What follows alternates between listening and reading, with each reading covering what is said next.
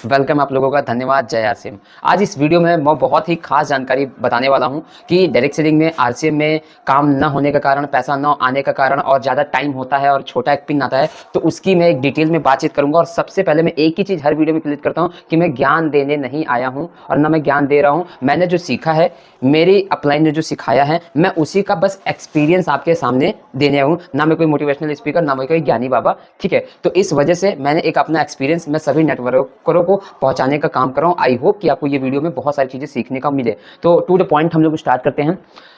एक अभी सवाल आया था एक लोगों का, उन्होंने बोला था कि पैसा बहुत कम आता है और पैसा बहुत कम देती है कंपनी।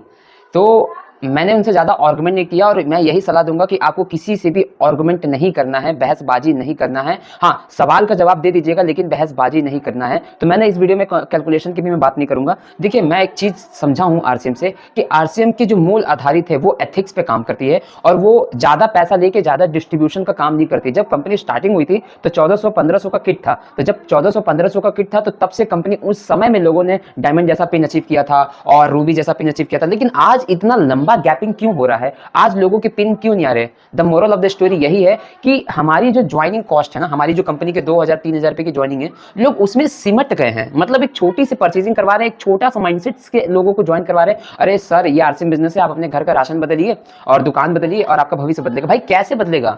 आप उसको 2000 से बिजनेस में ला तो दिए, लेकिन क्या उसको 20,000 रुपए कमाने की मेंटालिटी आपने बनाया?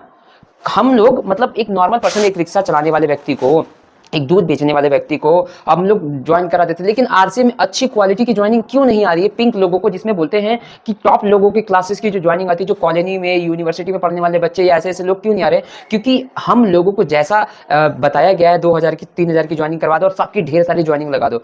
तो जब ढेर सारी ज्वाइनिंग लगती है ना, तो पीवी समझ में आता है। तो जब ज्वाइनिंग ढेर, पीवी थोड़ा सा, फिर इनकम इतना सा, तो बस मैटर यहीं पे फंसता है। तो अब एक चीज क्या होता है कि देखिए, आपने एक चीज सुना होगा कि क्वालिटी पे काम करिए, क्वांटिटी पे काम मत करिए, ठीक है।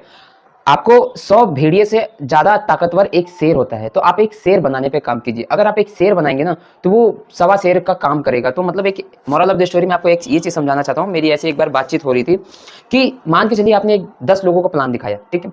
10 लोगों को प्लान दिखाया और एक 10 लोगों को प्लान पहले दिखाया, तो उसमें आपने 2-2 हजार की ज्वाइनिंग निकाल ली, ठीक। 2-2 हजार की, तो 10 में से आपको भी पता है कि 10 ज्वाइन नहीं करेंगे। मान के चलिए 5 लोगों ने ज्वाइन करा 2-2 हजार रुपए से, तो आपका कितना टर्नओवर हुआ? 10,000, ठीक है। तो उनके माइंडसेट में क्या था कि चलो यार, 2000 से तो घर का राशन पानी खरीद लेते हैं, आरसीएम में नहीं है, सही, ठीक है।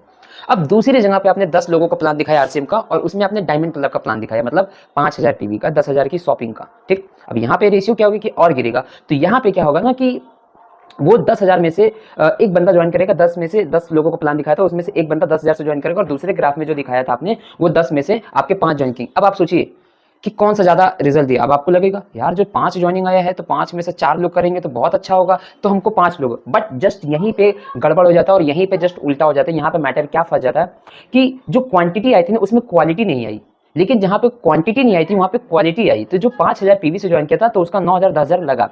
अब उसके अंदर बिजनेस की एक वॉल्यूम आई, कि बिजनेस की जो वॉल्यूम आई, तो उससे वो सीखा कि यार, मेरे पास इतना ढेर सारा प्रोडक्ट हुआ, अब इस प्रोडक्ट को पहले, सबसे पहले हम डिस्ट्रीब्यूट कराते हैं और लोगों तक पहुंचाते हैं, ताकि लोगों को पता चले। 2,000 का जो प्रोडक्ट लेते, वो तो उनके घर का ही पूरा फुलफिल प्रोडक्ट नहीं होता, तो वो लोगों को कहां से पहुंचाएंगे? पहला मैटर। तो जब उसका 10,000 लगेगा, 9,000 लगेगा ना, तो अगला माइंडसेट होगा कि मुझे ये 10,000 पहले आरसीएम से कमा के निकलना है। तो 10,000 कमाने के लिए 70,000 पीवी का ईगल जैसा, ओपनर जैसा पिन अचीव करना हो, तो तब जाकर। तो वहां पे क्या हुआ, अब वो बंदा 10,000 के माइंडसेट के हिसाब से काम करेगा पहले महीने में, तो आपका बिजनेस ग्रोथ होता है। अब दूसरी ग्राफ में आइए, जो 2000 से ज्वाइन किया था, तो वहां पे क्या हुआ, वो बंदा 2000 रुपए की इनकम के लिए एफर्ट डालेगा कि चलो यार, 2000 के लिए ट्राई करते हैं। बिगनर का पिन अचीव कराते हैं, एक साइड में 15 है, 5 करके 1000 दिखते हैं। लेकिन वहां पे क्या होता है कि छोटा माइंडसेट, तो वहां पे काम नहीं होता। तो अब सोचिए, ग्रोथ आपकी खुद कैसे होगी ग्रोथ? अब आप खुद सोचिए कि आप किस मोमेंटम पे काम कर रहे हैं। भाई साहब, मैंने देखा दूसरी कंपनी के लोग 30-30 हजार की ज्वाइनिंग कराते हैं, 16-16 हजार की, 18-18 हजार की joining, car fund, travel fund, bike fund, मतलब पता नहीं कितने तरीके की इनकम उनको आती है। लेकिन आरसीएम सीधा इनकम देती है, कोई घुमा फिरा के। जबकि मैंने पूरा कैलकुलेशन करके बैठा हूँ, सारी कंपनियां सेम ही पैसा बांटती, कोई ज्यादा नहीं बांटती, कोई इतने घर से नहीं बांटती है। तो आरसीएम सबसे ज्यादा पैसा देती है। जरूरत है काम करने के तरीके की और कैलकुलेशन को समझने की। एक बार दूसरी कंपनी का टर्नओवर जो 30,000 का, 18,000 का होता है, एक बार वही ज्वाइनिंग प्रोसेस आप आरसीएम में डाल के देखिएगा, आपको खुद पता चल जाएगा। तो इस तरीके का मैंने आज आपको बताया है। मैं इस वीडियो में बस यही बताने की कोशिश किया हूं कि क्वालिटी पे फोकस करिए, क्वांटिटी पे मत कीजिए। बल्क ज्वाइनिंग की ज्यादा जरूरत नहीं है, ठीक है। आपको बस दो चार भी एज ए बंदे मिल जाएंगे ना, तो भी आपका रास्ता क्लियर है जो आपके साथ चलेंगे। तो ऐसी बहुत सारी वीडियो आती रहेंगे जो नॉलेज मिलती रहेगी। आज के लिए बस इतने। Thank you so much. जय सिंह। उम्मीद है कि आपको ये चीज़ अच्छी लगी, तो आप कमेंट में जरूर बताइएगा कि आपने क्या सीखा, क्या समझा।